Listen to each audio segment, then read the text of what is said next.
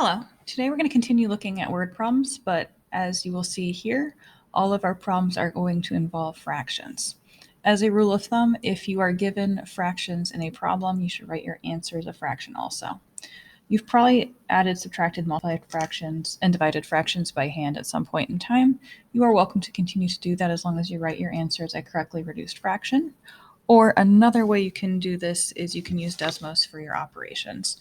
Desmos will initially give you your answer as a decimal, but you can also convert it to a fraction in Desmos, and I'll show you all of that first. So these problems here are going to be a mix of addition, subtraction, multiplication, and division. So one part of this is going to be figuring out what operation to do, and the other part of this is going to be actually getting your answer. Let's just go ahead and look at the first one. Of the houses in Megan's neighborhood, 3/4 are green and another 1/6 are yellow. What fraction of the houses are either green or yellow? So the way that's worded, all the fractions, or the how many houses are either green or yellow, means we need to add up the number of green houses plus the number of yellow houses. Those fractions, 3/4 are green and 1/6 are yellow, so we're going to add 3/4 plus 1/6. To get a fraction into Desmos, you're going to do your top number, and then your division key, which we know turns things into a fraction, then your bottom number.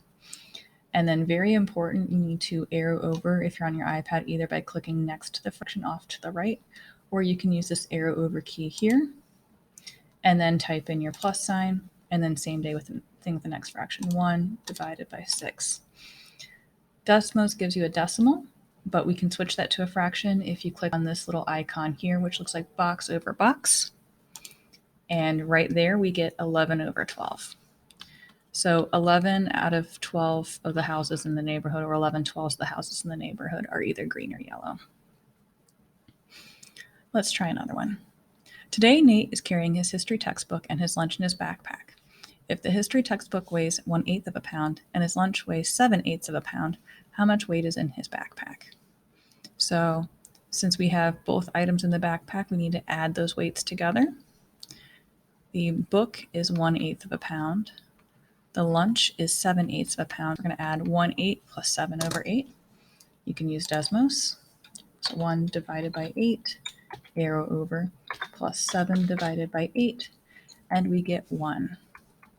So your answers here are going to be fractions unless they happen to be a whole number. If you get a whole number, there's no need or to switch that into a fraction. So this is 1 what? It's 1 pound.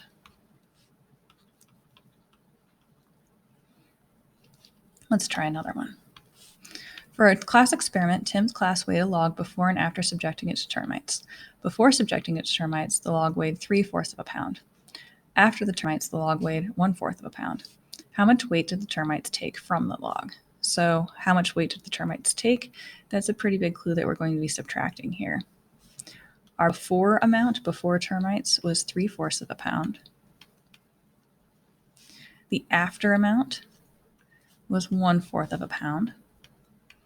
And so if we do the before minus the after, we get how much weight the termites basically ate.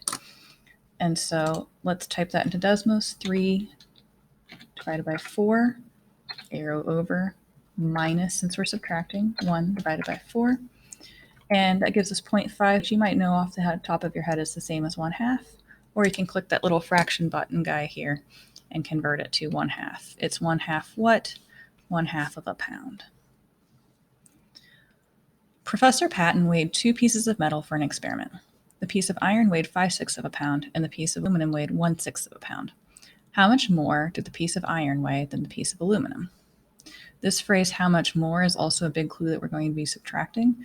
And when we're subtracting for a how much more problem, it's the bigger number minus the smaller number. So the iron, the bigger number was 5/6. The smaller number, the aluminum, was 1/6. Once again, we can use Desmos for our subtraction. Make sure you arrow over. If you don't arrow over, you get the minus sign on the bottom of the fraction, which just messes everything up. So 5/6, arrow over, 1 divided by 6. And then let's switch that decimal to a fraction by clicking here, and we get 2/3. 2/3 of a what? 2/3 of a pound. On Wednesday, the farmers at the Putnam farm picked 5 barrels of tomatoes. Thursday, the farmers picked 2/3 as many tomatoes as on Wednesday. How many barrels of tomatoes did the farmers pick on Thursday? So 2/3 as many or 2/3 of, phrasing like that is a clue that we're going to be multiplying. So we're taking our Wednesday amount. To find 2/3 of that amount, we multiply it by 2/3. So we're thinking 5 times 2/3, which we can do in Desmos. 5 multiplication, oops, hit the wrong thing there. Multiplication sign, which gives you a times dot, and then fraction 2 divided by 3. And we get a decimal here. And then Desmos will switch that into a improper fraction. We want it as a mixed number. So 3.333.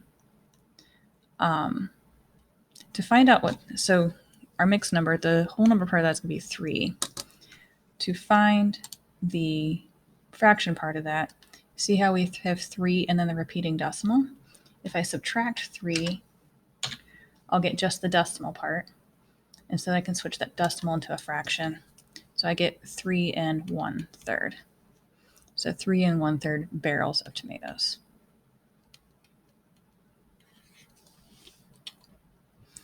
Next up, on Friday night, Carmen ate a pizza for dinner and had 3/5 of the pizza left over. On Saturday, she ate half of what was left. How much of the pizza did Carmen eat on Saturday? This is the same idea as the last problem. If you have fraction of or fraction as many, that's indication that you're going to multiply. So she started off with 3/5 of the pizza, and then she's only eating half of it, so we're multiplying by 1/2. Let's carefully put that into Desmos. 3/5, arrow over, times 1 divided by 2. We get 0.3. Switching that to a fraction, I hit the wrong thing, is 3/10. So she had 3/10 of the pizza on Saturday. For a Valentine's Day party at a school, Adam is cutting ribbons to tie around boxes of candy. Each box of candy needs half a foot of ribbon. Adam has 15 feet of ribbon in all. How many boxes of candy can Adam tie with a ribbon? So he has this large amount of 15 feet, and each box needs half a foot. This is kind of per situation, sort of like when we had the how many students or how many buses do we need to fit 144 students. So what we're going to do is we're going to take our larger amount, 15, and divide it by how many each box needs. So divided by 1/2. So then putting this into Desmos is going to look a little bit tricky.